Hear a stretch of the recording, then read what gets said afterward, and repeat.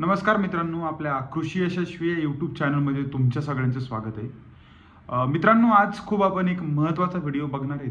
तुम्हाला माहीत असेल राज्यात खूप जास्त पाऊस होतोय. मे महिन्यापासून ते सप्टेंबर महिन्याच्या अखेरीपर्यंत पाऊस पडतोय. तर मित्रांनो, राज्यामध्ये सगळ्या शेतकऱ्यांकडून, शेतकरी संघटनांकडून एकच मागणी होतीये की राज्यामध्ये ओला दुष्काळ जाहीर करा. तर हा ओला दुष्काळ म्हणजे एक्झॅक्टली काय असतं, याला ओला दुष्काळ म्हणजे नेमकं काय असतं, त्याचे काय फायदे हे शेतकऱ्यांना होऊ शकतात काय, आणि सगळेजण ही मागणी काऊन लावून धरतायत की बाबा ओला दुष्काळ जाहीर करा, ओला दुष्काळ जाहीर करा. सो मित्रांनो, आपण याच विषयावर आज थोडंसं बोलणार आहे. व्हिडिओ खूप महत्त्वाचा आहे आणि शेवटपर्यंत पहा मित्रांनो, तुम्हाला एकदम ॲक्युरेट माहिती भेटेल की ओला दुष्काळ काय असतो, त्याची काय फायदे होतात तुम्हाला शेतकऱ्यांना. तर सगळ्यात महत्त्वाचे जे ट्रिगर असतात मित्रांनो, की जर समजा एका महसूल मंडळात किंवा कुठे पण 65 मिलीमीटरपेक्षा जास्त पाऊस एकाच दिवशी जर पडला आणि शेतकऱ्यांच्या पिकांचं जर 33% जर जास्त नुकसान झालं, तर आपण त्याला ओला दुष्काळ म्हणतो. ह्याचे जे ट्रिगर आहेत ओल्या दुष्काळाचे, यामध्ये आता सगळ्यात महत्त्वाचं मित्रांनो, हे ओला दुष्काळ जाहीर करायचे संपूर्णतः अधिकार कोणाला असतात? केंद्र शासनाला असतात का राज्य सरकारला असतात? तर मित्रांनो, सांगायचे झालं तर राज्य शासनाला सगळे अधिकार आहेत ओला दुष्काळ जाहीर करायचे. यामध्ये फक्त मुद्दा असा आहे की केंद्र सरकारच्या ज्या मार्गदर्शक सूचना असतात त्याला लक्षात घेऊन ओला दुष्काळ राज्य सरकार जाहीर करू शकतं.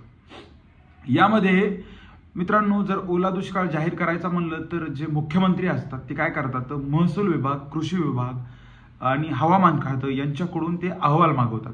कृषी विभाग जशी पिकाची माहिती देईल, महसूल विभाग जशी जमिनीची माहिती देईल आणि हवामान खातं हे पावसाची माहिती देईल. यांच्याकडून मुख्यमंत्री अहवाल मागून घेतात आणि मुख्यमंत्री ओला दुष्काळ जाहीर करतात.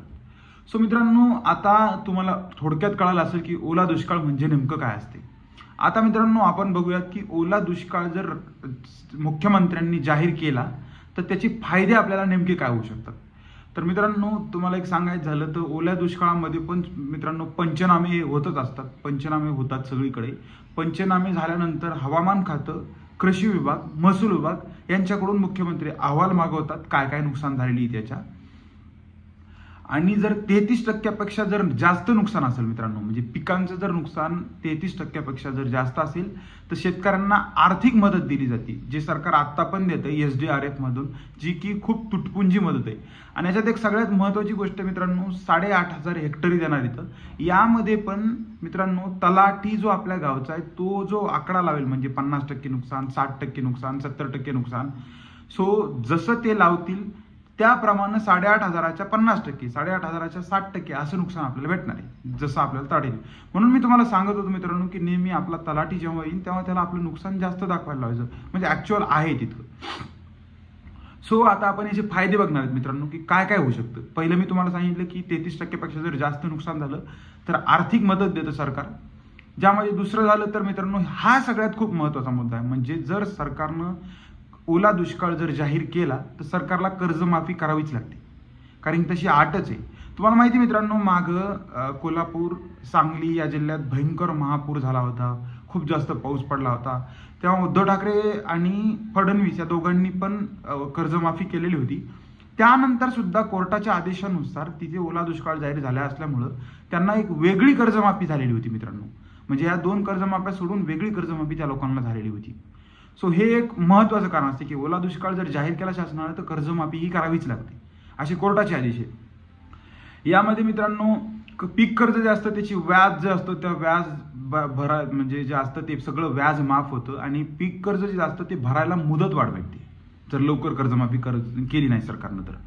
आणि घरे असतील, निवारा असतील, जनावरांसाठी चारा असतो, याची सगळी सोय केली जाते मित्रांनो गव्हर्नमेंटकडून. आणि जे शेतकऱ्यांचे म्हणजे मुलं आहेत जे शिकतायत, कुठल्या कॉलेजला आहेत, 12वीला आहेत, ग्रॅज्युएशनला आहेत, यांची जी शिक्षण फी असते, एज्युकेशन फीस असते, ती सगळी एज्युकेशन फीस माफ केली जाते. आता मित्रांनो, हे जे सगळे आपण फायदे पाहिले. आता मित्रांनो, तुम्हाला एक सगळ्यात महत्त्वाची गोष्ट सांगतो. महाराष्ट्रात मुख्यमंत्री देवेंद्र फडणवीस ओला दुष्काळ जाहीर का करत नाहीत. त्यांचे जर तुम्ही स्टेटमेंट बघायला गेलात तर ओला दुष्काळ पत्रकारांनी जर काही विचारलं तर ते सांगतायत की बाबा ओला दुष्काळ नाही, टंचाई म्हणून आम्ही जे काय करायचं ते सगळं करणार आहे. पण मुख्यमंत्री कुठेही किंवा सरकारमधला एकही मंत्री कुठेही असं म्हणत नाही की आम्ही ओला दुष्काळ जाहीर करू. कारण सरकारला माहिती आहे ओला दुष्काळ जाहीर केला की शेतकऱ्यांना तातडीनं कर्जमाफी करावी लागते. सो सध्या अशी सिच्युएशन का आली मित्रांनो, तर तुम्हाला महाराष्ट्राची एक ॲक्च्युअल फॅक्ट सांगतो काय, जी तुम्हाला कदाचित माहीत पण असेल. मुख्यमंत्री याच गोष्टीमुळे या गोष्टीला डिनाय करतात, म्हणजे ओला दुष्काळ जाहीर करत नाही. तर महाराष्ट्र राज्याचं जे उत्पन्न आहे मित्रांनो, म्हणजे जे तुमचे टॅक्सेस येतात, सगळ्या गोष्टीतून टॅक्स वगैरे जे पैसा येतोय, ते उत्पन्न आहे जवळजवळ 5,60,933 कोटी एवढं उत्पन्न आहे. आणि महाराष्ट्र राज्याचा जो खर्च आहे मित्रांनो, तो 6,06,855 कोटी एवढा खर्च आहे. सो आमदाना 8 आणि खर्च रुपये असं झालंय महाराष्ट्र शासनाचं.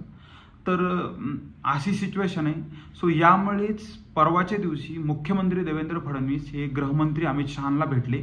देवेंद्र फडणवीसांनी नरेंद्र मोदींचीही भेट घेतली आणि या भेटीमध्ये मित्रांनो मुख्यमंत्र्यांनी पंतप्रधानांना आम्हाला 1,32,000 कोटी रुपयांचं कर्ज काढू द्या अशी विनंती केलेली. हे कर्ज काढल्यानंतर मित्रांनो ज्या शेतकऱ्यांना मिळणारी मदत आहे ती सध्या तुटपुंजी आहे.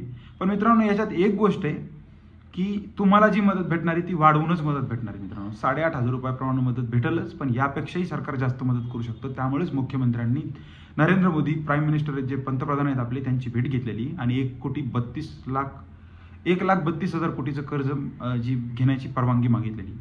सो तुम्हाला थोडक्यात मित्रांनो कळालंच असेल की नेमका ओला दुष्काळ कशाला म्हणतात, ओल्या दुष्काळाचे काय फायदे असतात, सरकार या गोष्टीला का डिनाय करते आणि ओला दुष्काळ जाहीर होऊ शकतो का नाही.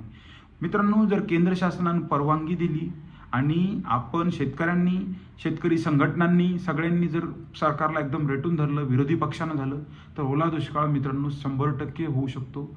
इतका प्रचंड पाऊस झालेला आहे मित्रांनो की भयंकर पाऊस झालेला आहे. असा पाऊस मी मागच्या 15 वर्षात कोणी पाहिलेला नाही. आणि सगळ्यात महत्त्वाचं हिमाचल प्रदेश, पंजाब या राज्यांमध्ये PM किसानचे पण पैसे पंतप्रधान महोदयांनी ॲडव्हान्स टाकलेले आहेत. आपल्या राज्यामध्ये कोणी कृषी मंत्री आलं नाही, आपल्या राज्यामध्ये पंतप्रधान आलेले नाहीत. हीच खरी एक आपली दुर्दशा आहे मित्रांनो महाराष्ट्रातील शेतकऱ्यांची. आपली एकी नाही आहे. आपण सगळेजण रस्त्यावर उतरायला खूप हे करतो. बच्चू कडू झालं किंवा शेतकरी जेवढे नेते त्यांच्या पाठीमागे भक्कम उभा टाकण्याची आपल्याला गरज आहे मित्रांनो. सो तुम्हाला हीच एक खूप महत्त्वाची माहिती द्यायची होती मला. मित्रांनो आपलं जे चॅनल आहे, सो हे चॅनल मी नवीन स्टार्ट केलेलं आहे आणि माझा हेतू हा असतो मित्रांनो की शेतकऱ्यांपर्यंत एक खरी आणि एकदम पारदर्शक माहिती पोहोचावी. मित्रांनो माझं शिक्षण पण कृषी विद्यापीठात झालेलं आहे आणि मी शेतकऱ्याच्याच घरचा एक मुलगा आहे. माझा हाच हेतू असतो की शेतकऱ्यांच्या ज्या वेदना आहेत त्या कुठेतरी सरकारपर्यंत पोहोचाव्या आणि शेतकऱ्यांना जी खरी माहिती, ऑथेंटिक माहिती ही शेतकऱ्यांपर्यंत पोहोचावी.